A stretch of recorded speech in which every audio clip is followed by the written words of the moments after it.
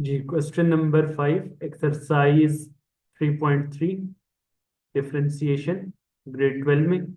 और इसमें अभी हम क्वेश्चन नंबर 5 सॉल्व कर रहे हैं। Use implicit differentiation to find dy by dx। तो इम्प्लिसिट फंक्शन और एक्सप्लिसिट फंक्शन जो वो ऑलरेडी हम पढ़ के आ चुके हैं कि इम्प्लिसिट फंक्शन क्या होता है और एक्सप्लिसिट फंक्शन क्या होता है।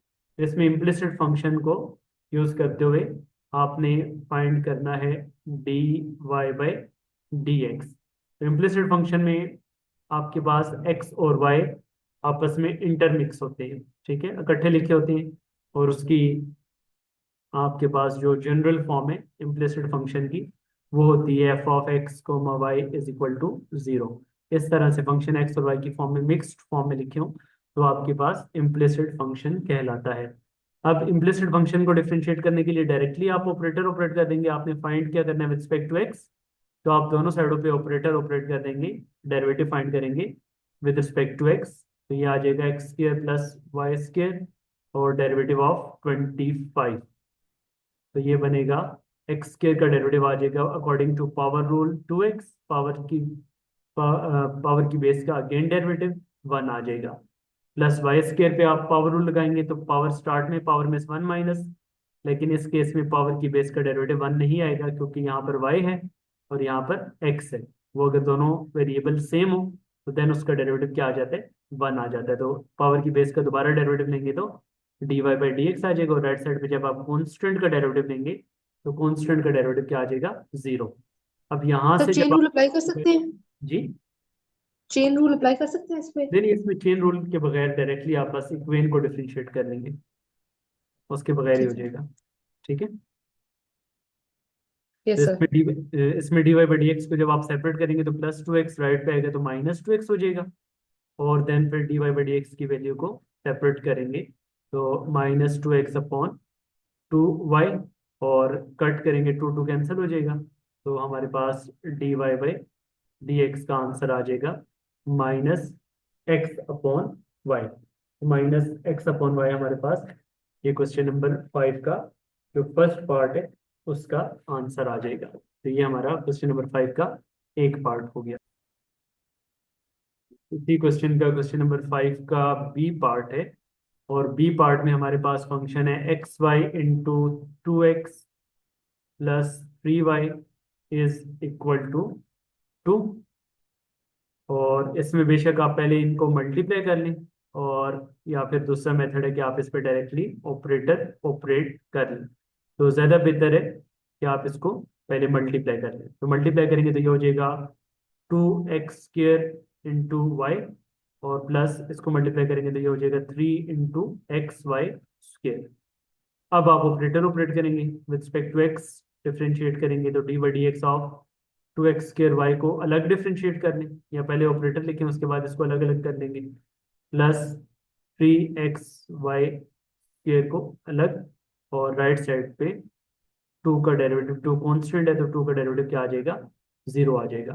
तो आप 2 को छोड़कर आप ऑपरेटर ऑपरेट करेंगे x² वाई पे। तो x² वाई पे हम अप्लाई करेंगे प्रोडक्ट रूल।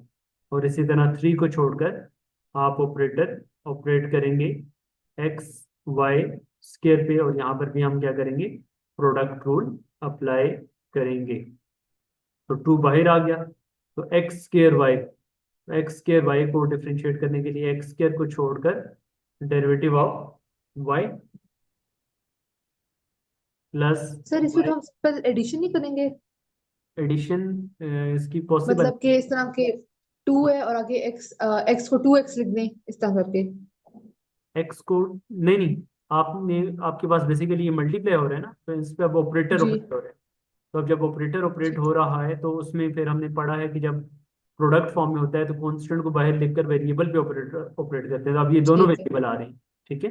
सही है। तो एक्स स्क्वायर ठीक और है। वाई दोनों वेरिएबल हैं, तो इस वजह से इसमें हम प्रोडक्ट रूल को फॉलो कर रहे हैं। तो अब प्रोडक्ट रूल में क्या आ गया हमारे पास, फर्स्ट को छोड़कर सेकंड का डेरिवेटिव प्लस सेकंड को छोड़कर फर्स्ट का डेरिवेटिव, और 2 जो है वो ब्रैकेट में बाहर इस सारे से मल्टीप्लाई होगा।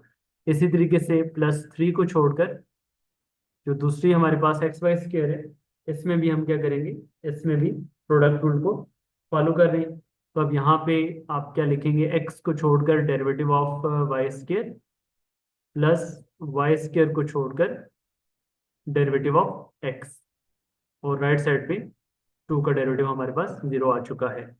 अब इसको आप लिखेंगे 2 इंटू एक्स स्केयर को छोड़कर वाई का डेरिवेटिव तो हमारे पास d y by d x ही है, और प्लस वाई को छोड़ के डेरिवेटिव ऑफ एक्स स्केयर का डेरिवेटिव हमारे पास आ जाएगा 2x, और बेस का again 1, whole bracket close, plus 3 के साथ आ जाएगा x को छोड़ के वाई स्केयर का डेरिवेटिव आ जाएगा according to power rule 2y, और फिर पावर की बेस y है, y का अगेन लिखेंगे तो dy बाई डी एक्स आ जाएगा, और वाई स्केयर को छोड़ के x का रिस्पेक्ट टू एक्स डेरिवेटिव क्या आ गया 1।